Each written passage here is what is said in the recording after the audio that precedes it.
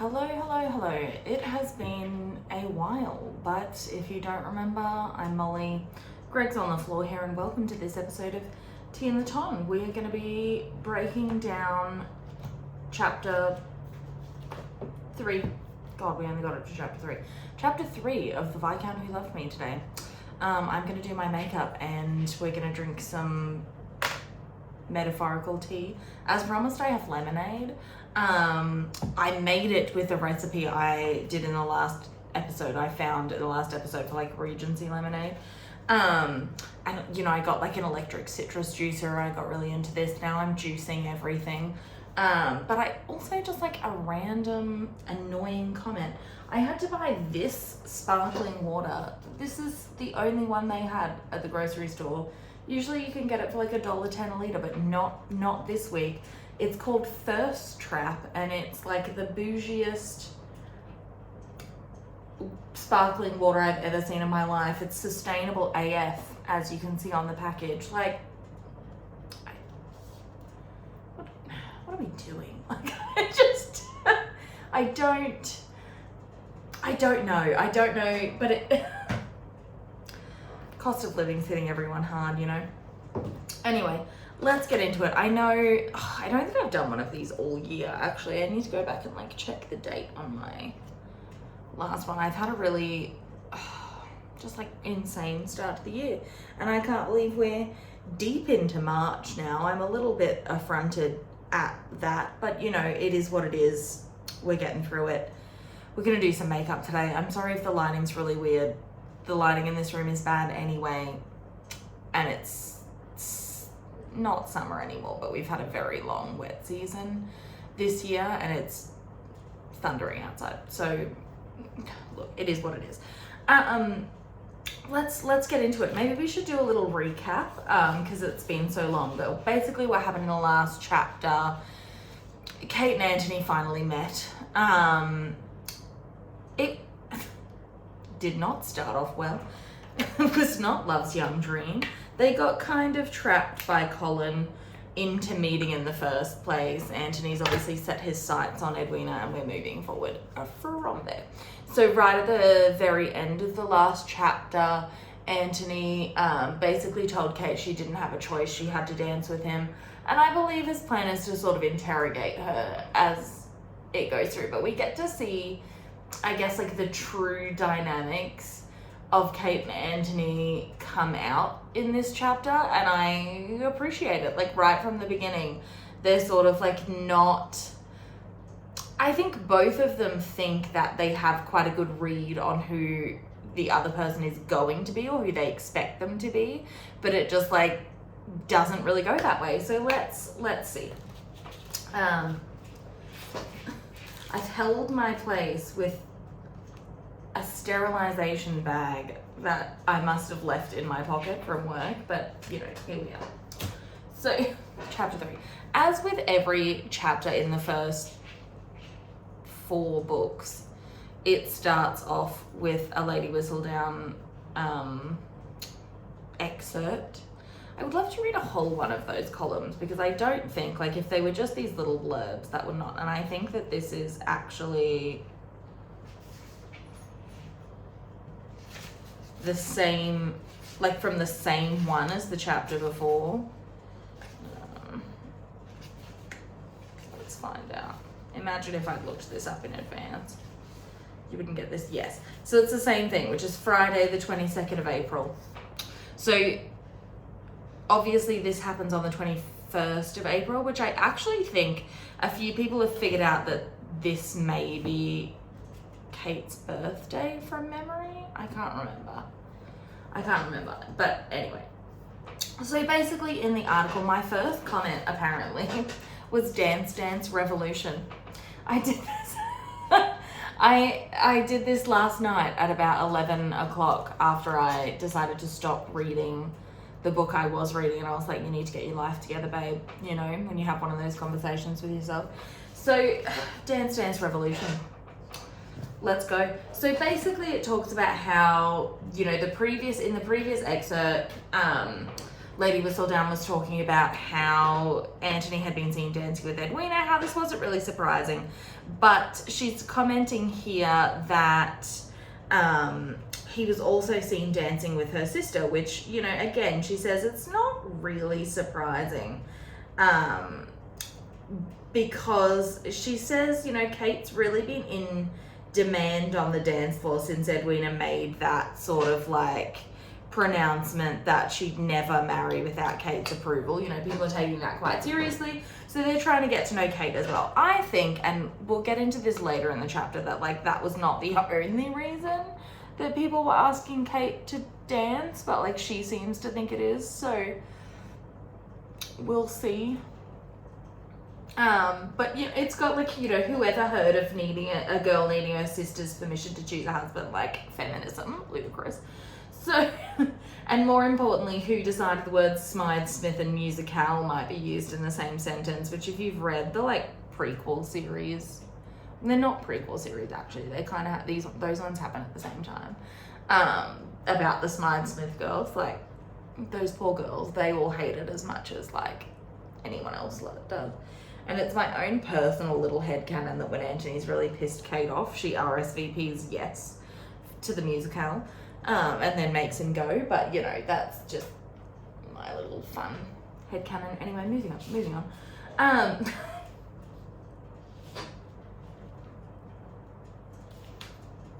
So Kate, you know, Kate's being dragged onto the dance. Sorry, I was reading one of my own little notes that I don't remember writing. We'll find out what it is as we get further through the page. So, Kate's really being dragged to the dance floor at this point because there's really nothing she can do.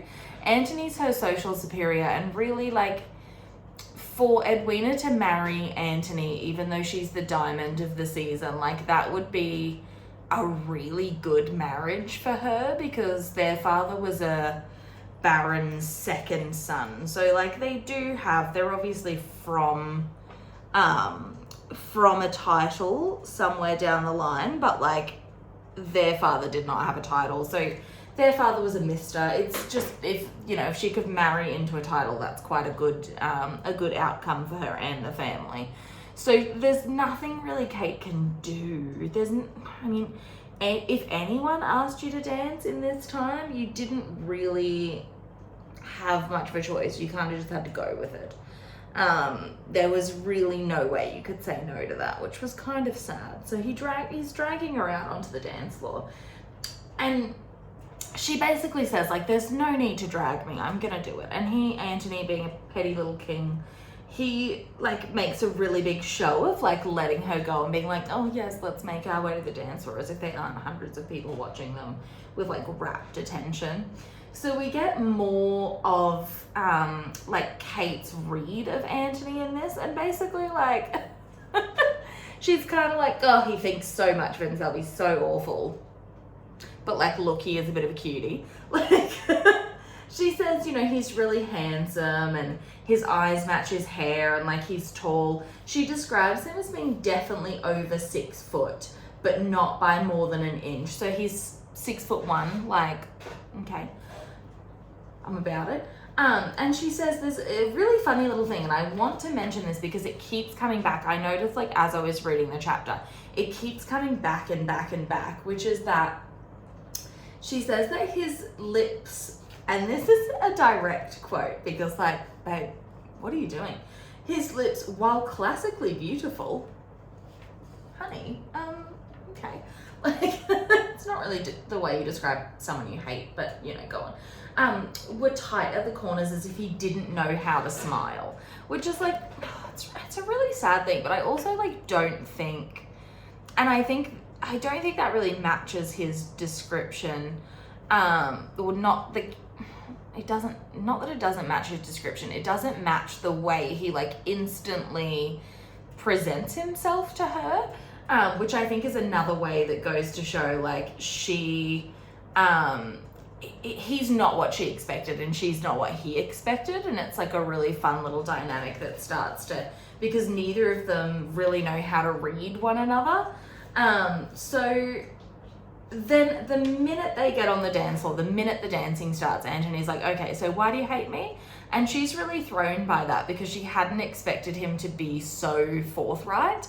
I think she is used to saying what people don't expect her to say as a way to like put them on the back foot. And Antony's kind of using that with her, and now she doesn't really know how to react. So she kind of brushes it off, and she's like, she steps on his foot, and he's like, there's no need to maim me. And she's like, look, I wish it was an accident, but that was not. And Antony comments, I think in a later chapter, that like she's not a good dancer. And like he says that like he thinks that she wants him to think that she was like treading on his feet on purpose, but like it definitely wasn't. She's just kind of a bad dancer, which I love that for her. Like I love to imagine her with just absolutely no sense of rhythm, just sort of like going for her life, you know. Good for you.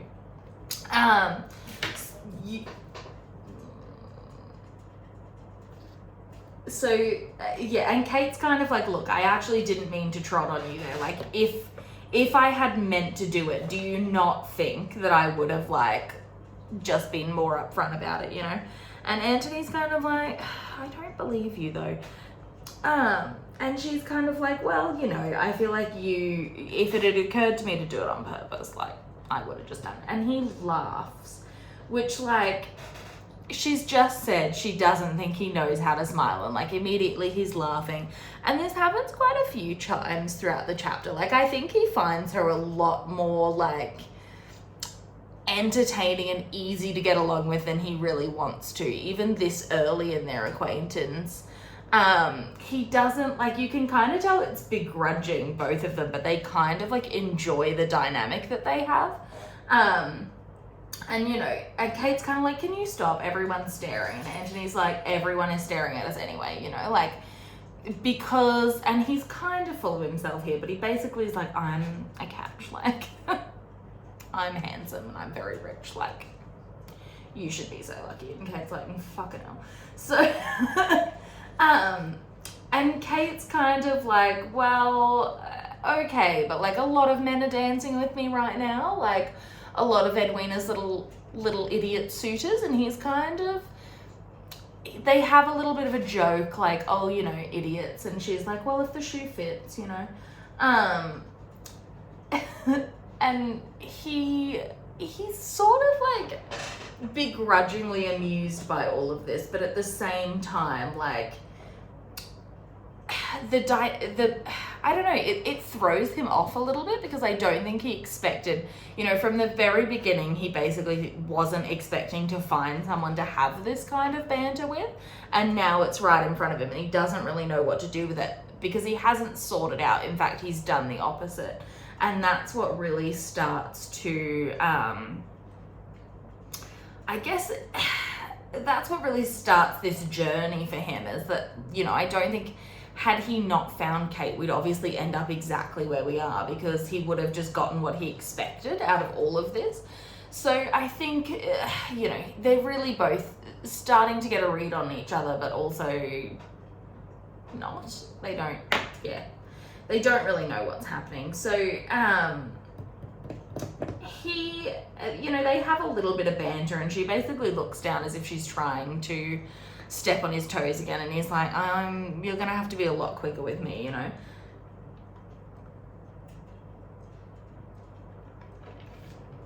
Sorry. And she's like, I didn't really expect you to be this quick. Why do I keep saying so much? This is going very badly. I'm very out of practice, obviously. And basically she gets to the point where she's like, oh God, I guess you noticed, you know, Jesus, you noticed me trying to step on your foot. Like, God, you're actually kind of like a good sparring partner. You're very quick. And Antony's like, was that a compliment? And she's like, not really, but if you want to assume it was, be my guest, I suppose. Like, mostly like, well, I can't stop you from thinking it is. And the chemistry that they have together, like, there's a lot of back and forth there, when like they kind of commented in the chapter before that basically Anthony and Edwina were just involved in this like silent little jaunt around the room. Like there wasn't really much interaction. Edwina said herself basically like they didn't discuss anything. I feel like Anthony didn't even try, but I also feel like she wasn't really giving him a lot. I get the impression that Edwina's sort of acceptance of Anthony's suit is more from like a very, well, I can't do anything about it and it would be a good prospect for me sort of thing. Like she can't really tell him not to pursue her without a reason at this point, you know? And the fact basically like, I read some things about you in the newspaper, like that's not really a reason for her not to do it. And she's kind of just curious at this point.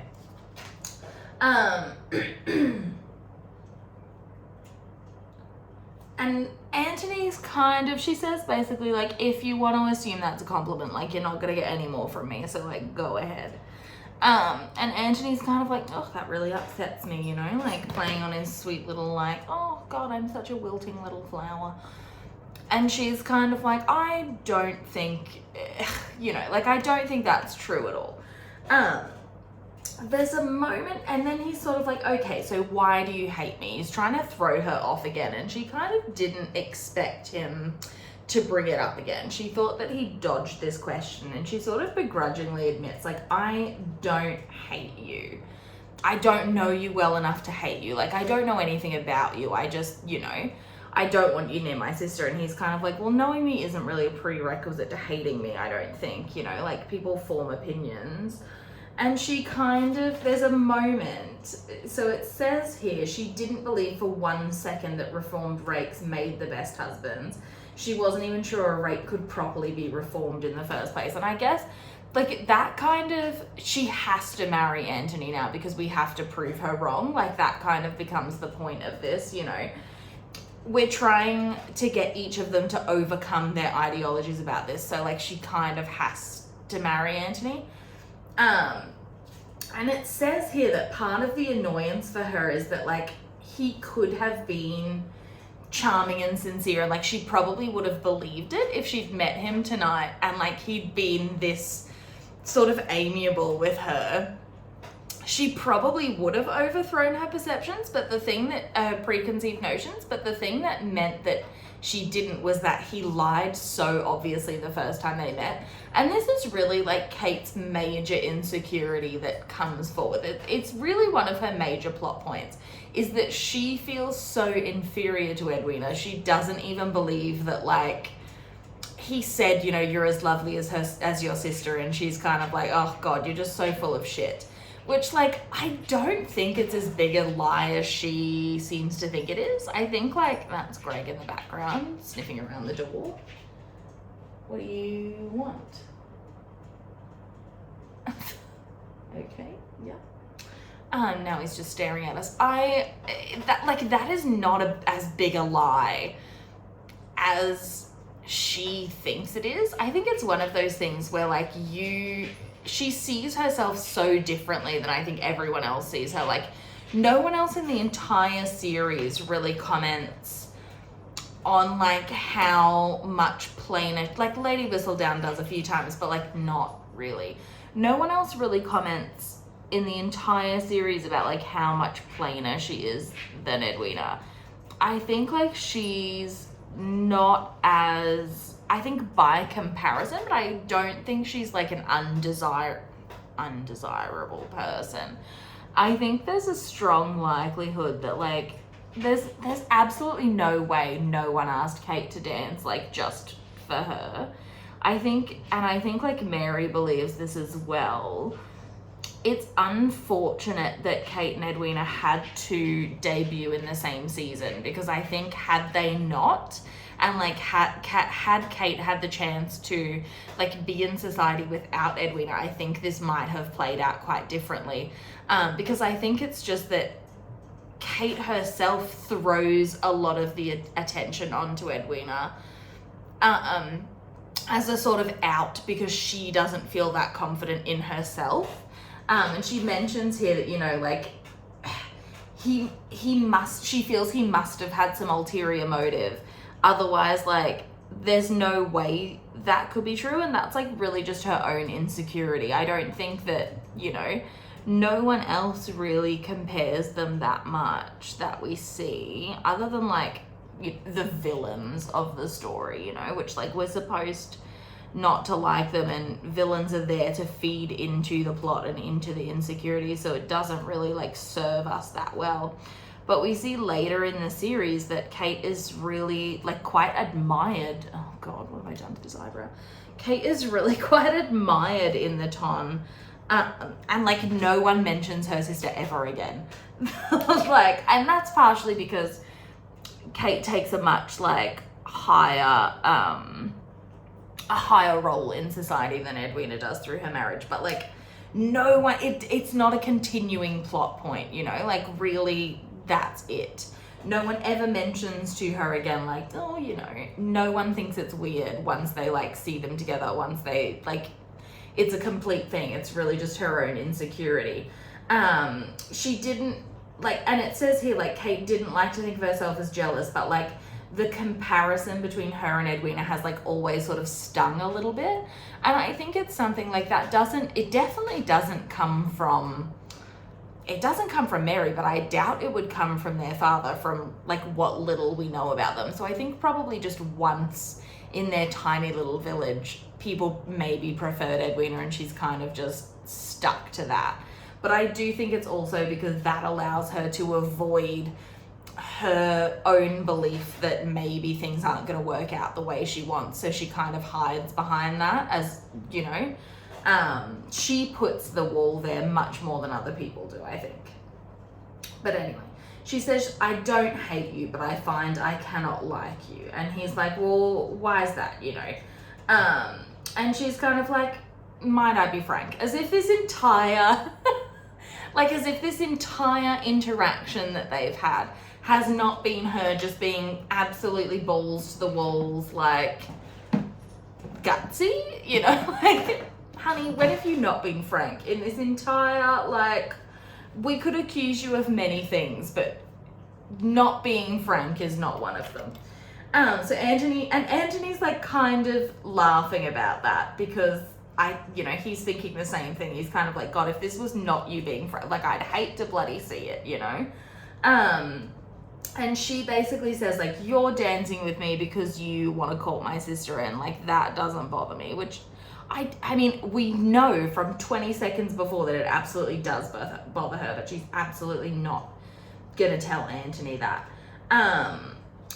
And, you know, like, she's so busy talking, she nearly steps on his foot again, but he's ready for it this time because, again, he's ascertained that she's an absolutely atrocious dancer. Honey, please. But she's basically like, this doesn't bother me, but you're not the sort of person that I want to marry my sister. You know, like, you're not it. You're a rake and you're a rogue. That's exactly what she says. You're in fact notorious for being both, and I don't want to allow my sister within 10 feet of you. And he's kind of like, well, it's too late. We've already danced together. He's basically just like, and we get to this in a second, basically, like, they... Absolutely, this is now just because she said that he couldn't. And I've said a few times in this series and in my, like, season 2 series as well, Kate and Anthony absolutely were never enemies. What happened was they're two people very used to managing things into getting their own way. And then the other one came along and was like, well, you can't have everything your own way the whole time. And then it just became about, like, you absolutely fucking, yes, I can. Watch me. You know, like, it never really developed past that. It's not a hatred. It's basically just like, I want to best you, because they're both super competitive people. And, like, honestly, I dread to think how their children grew up. They were never allowed to win. You just know that. It's kind of like my dad. My dad used to make me and my sister play Trivial Pursuit with him when, like, I must have been about 9. And it was not the kids' version, and we were not allowed to cheat. You had to win on merit alone. Like, it was a 1989 version of Trivial Pursuit. I was 9 years old. Like, it was an old version, even when I was playing it. And we were not allowed to just win. We did not get, unless there was multiple choice there, we absolutely did not get any sort of like advantage. You were not allowed. The rules were absolutely followed to an nth of the degree. I just come from a very competitive family. You might be able to tell that from, I don't know, everything about me. But anyway, these two are kind of the same. So, you know, and Antony's kind of like, okay, well, I was just dancing with her, so that plan's not working out very well for you, is it? And she's kind of like, well, that was not my choice. I couldn't stop her. What was I supposed to do? Tie her down? And Antony's kind of like, why is it up to you to decide this for her? And Kate's sort of like, well, why is it up to you? Like, Edwina trusts my judgment. Who the hell are you to come in here and like try to mess all this up? And he's kind of, he's kind of like, well, oh God, you must know all about marriage from being what, like 20 and married? And she's like, I'm 21 and you know I'm single. There's no need to be rude. And he kind of like, he says in his own head, like, it's fun baiting her. He enjoys like getting her on the back foot, and he enjoys riling up her up a little bit because he kind of just thrives on the competition of it. And he says, you know, I think you've probably found it really easy to manage everything in your life, but you are not going to get the better of me. And this is, you know, they've thrown down the gauntlet to one another, you know. She basically says, like,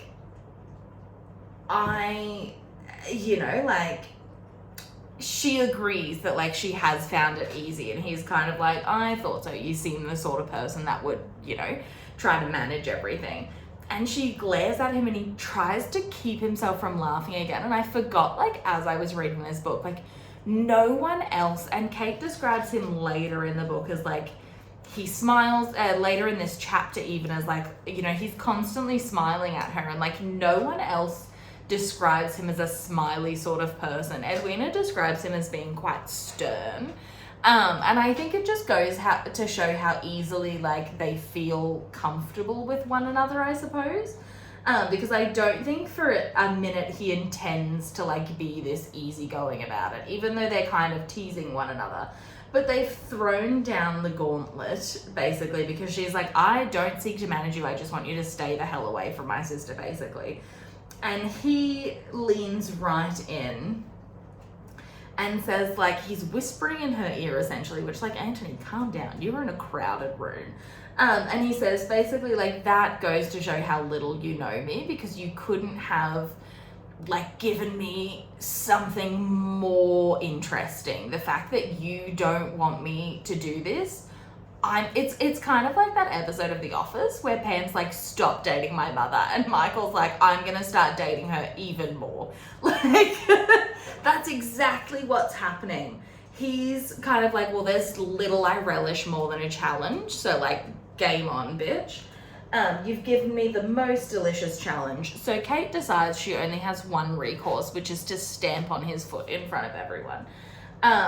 And he says, you, Miss Sheffield, are a menace. Stop flirting. Like, Antony, please. And she says, well, you need thicker boots, basically. Like, not about this life. And Antony kind of then, Kate's basically like, I'm not going to let you do this. You need to back away. Like, why do you think, and this is, I guess, a mirror to, well, the show is a mirror to this, where she's basically like, why do you think she would want to be Lady Bridgerton anyway? Like, as if you're that good, even though her internal monologue of this is, like, the complete opposite. She's basically like, God, I can't stand to be near him. He needs to back away. He's too handsome. And all the while, she's like, why would anyone even want you? You ugly piece of shit. Like, it's so funny because their internal monologue just does not, like, and it almost feels spiteful, basically. Like, it doesn't almost feel spiteful, it does feel spiteful. Neither of them wants to admit that, like, there's this attraction between them, which is exactly why we end up in the mess that we do. So Kate basically just marches away because she says, basically, Antony's like, come on, she would, like, if I ask Edwina to be my wife, if I deign to do that, she's gonna say yes. And Kate's essentially just like, Are you fucking joking? Like, no one's ever said no to you. And Anthony's kind of like, no, they haven't. So she basically just, this is where she decides to just, the only thing she can do is just march away from him, which I think, and I think everyone watching on is probably quite curious about what's happened, because obviously this Edwina situation continues for a little bit longer. But there is one person who I do not think is fooled, and we're going to get to this in a second, but Mary Sheffield, she is not fooled at all. She is sitting in that corner. She was previously planning Anthony's wedding to Edwina, and now she's like, nope, game changed. We're doing this. She's already got Edwina. She's like, okay, do you see this? Come on. This is what we need to make happen. It then cuts to the next, and it's kind of like an awkward cut, because I feel like this should be a new chapter, but for some reason it's not. I guess that would make it quite a short chapter, but for some reason it isn't. But we're into the next afternoon now, and basically Kate is sitting in the drawing room. She's alone, but she's surrounded by all of these flowers from Edwina's suitor, and she's kind of grumbling because, like, you know, they're all marked with Miss Edwina Sheffield, and Kate's kind of like, no one is under any illusions as to who these are for. They're definitely not for me. But she kind of laughs about the fact that, like, Edwina hates flowers because she's allergic to basically all of them. So she's kind of, Kate gets the last laugh, she feels, you know. And she's kind of talking to the flowers, which is, it's a little bit quirky, girl, but she's kind of talking to the flowers. She's like, oh, you'll look so nice in my room. And all of a sudden she hears, do you always talk to flowers? It's Anthony. He's back. And Kate kind of hates it, but she describes him as looking sinfully handsome in some blue morning coat. Kate, you're not fooling anyone, babe. Like, this whole thing is basically Kate being like, didn't he try to seduce you with his ridiculous handsomeness? And Edwina's like, who are you talking about? Anthony? Lol. Like, and she catches it. She's like, what the devil are you doing here, basically? And Anthony kind of just laughs. He's got a huge bouquet of flowers, and she kind of comments that, like, she almost not wishes they were for her, but she's kind of like, that's exactly what I would want. They're pink roses. She's like, what are you doing here? And Anthony's basically like, I think I'm supposed to call on young ladies in the afternoon, though I might have misplaced my etiquette book. And a really fun little thing is that there actually was an etiquette book at this time. I'm going to do my eyeliner and then I'll get my note. There was an etiquette book at this time. It was written by a lady of distinction, is all it was published under. And it was A Mirror of Graces by a lady of distinction, published 1811. And the really fun thing I found out about it is you can buy it on Amazon for like $14.95, but also you can review it on Goodreads. It has a rating of 3.6. And the comments were hilarious, really. Treat yourself to looking that up on Goodreads. But it was an actual etiquette book. But Kate's basically like, well, I know what you're doing here. I'm talking about, how did you get into my house? Did you climb through a window? Did you just appear like the devil you are? Like, how did this happen? And Anthony kind of really sarcastically, he's like, well, it was the strangest thing. I just like knocked on the door and the butler let me in.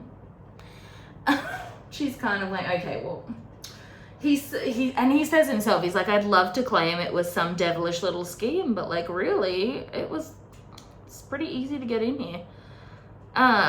And Kate says basically like, well, the butler is supposed to tell us that, you know, we're supposed to say whether or not we want to see you. And Anthony kind of laughs. And this was my first hint that, like, maybe Mary's playing matchmaker a little bit here.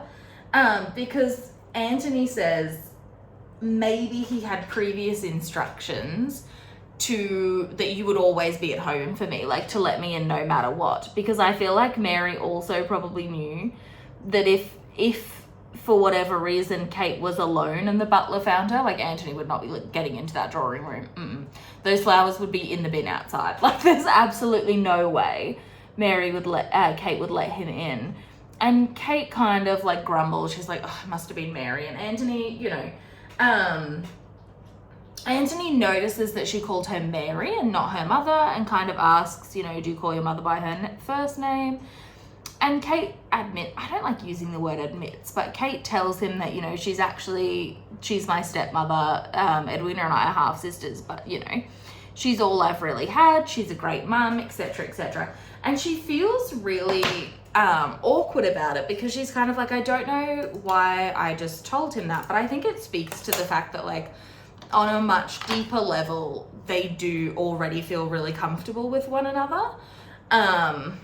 We're almost done this chapter, and I'm almost done my makeup. This has actually already gone on longer than I thought, but like, Kate feels really awkward, because she's kind of like, why did I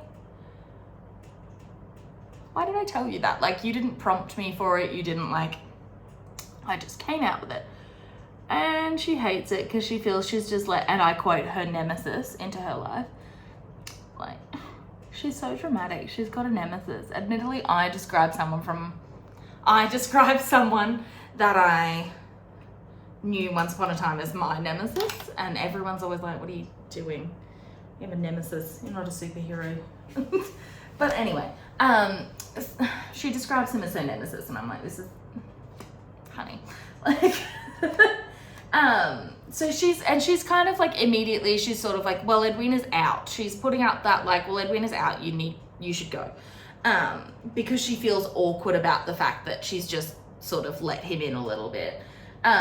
So, you know, this visit was for nothing. And Anthony he's like, oh, I don't know about that. And he gives her, the flowers he has are actually 3 bouquets. She thought it was 1.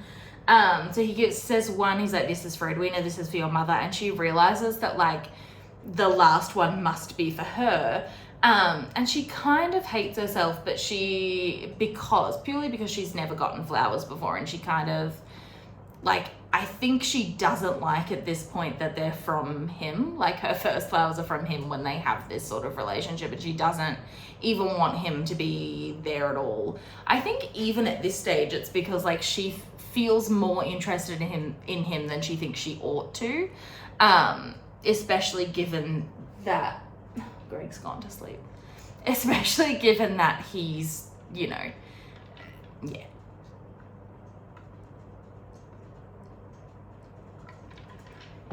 Especially given the fact that he's courting Edwina. She doesn't really want this at all. And she kind of, like, it was thoughtful. She begrudgingly says, like, it was thoughtful of you to think of us.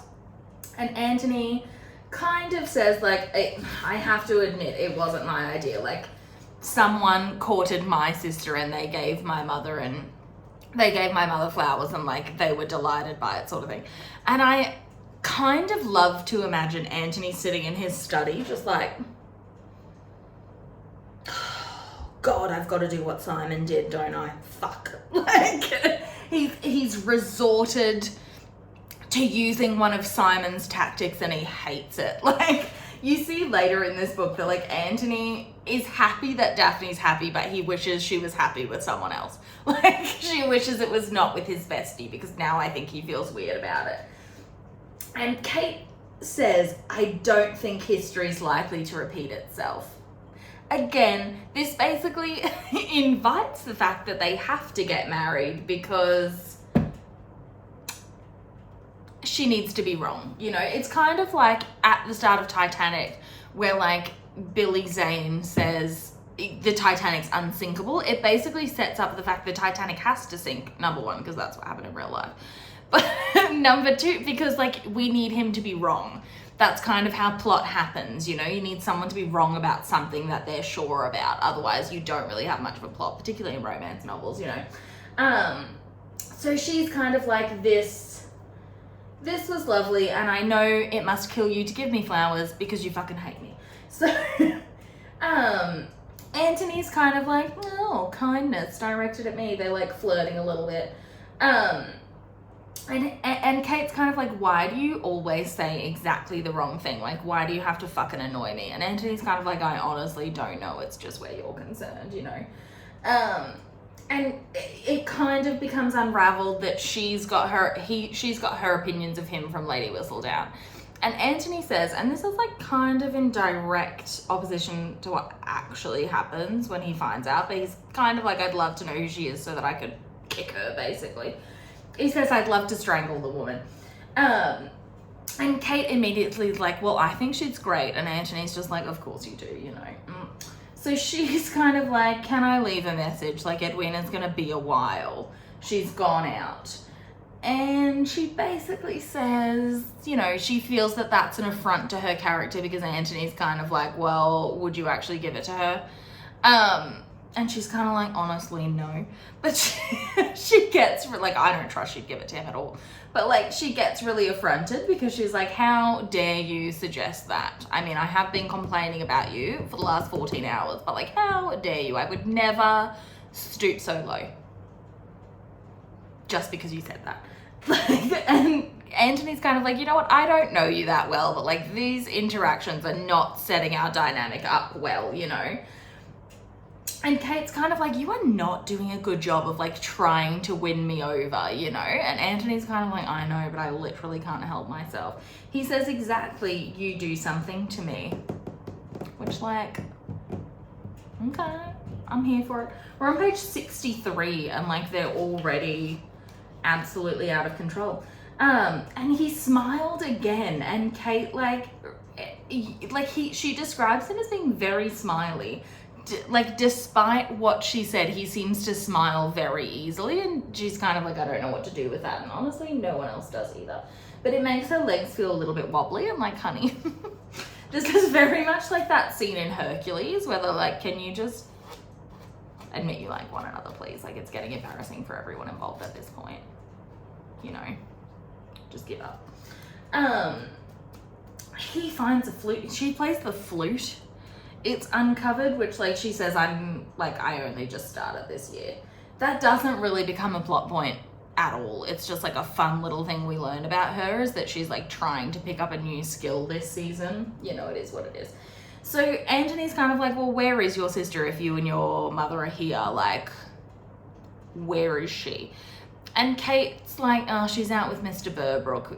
Because, like, again, Nigel is very different in the book verse in this. Like, in the book, he's kind of just a bit, he's basically Mr. Collins from Pride and Prejudice. Like, he's so ridiculous. And his younger brother, Neville, is, like, basically in love with Lucy.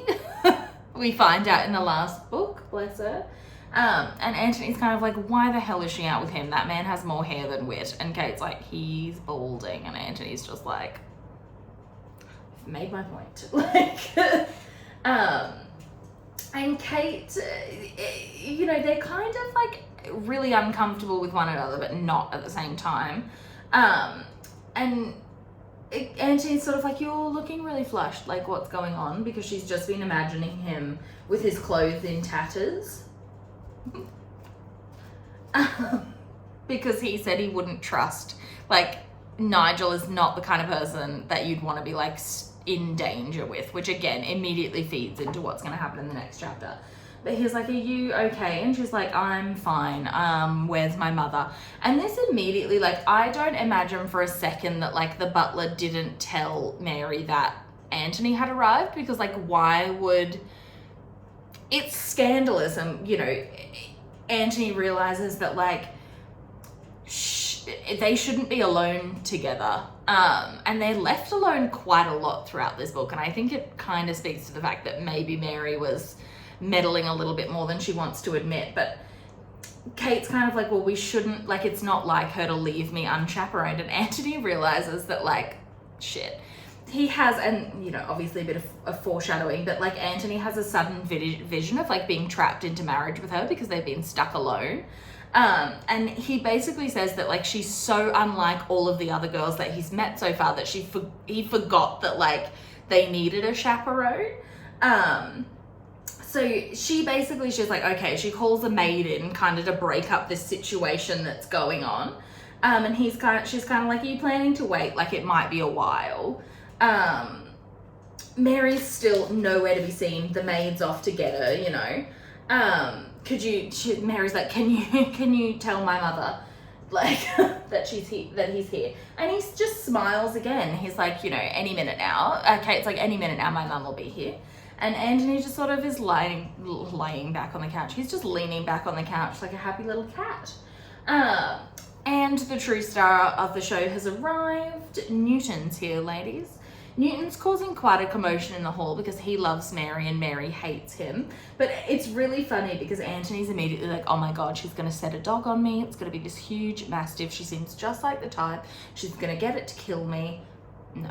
He then describes Newton as the most benign looking corgi he'd ever seen, with thick caramel covered fur and a belly that almost dragged on the ground. And Anthony's immediate reaction to this is the very end of the chapter. His immediate reaction to this is to greet the dog with, "Good day, dog. Anthony, you're such a dork." Like, what are you doing? I drew a little picture of Newton in this book. It's a happy little corgi. Anthony, you're such a dork. Like, what are you doing? Who greets a dog like that? But anyway, yes. The plot is honestly just about to kick off with chapter 4, but this has already been 45 minutes. So like, can you imagine if I did another chapter? I just can't stop talking.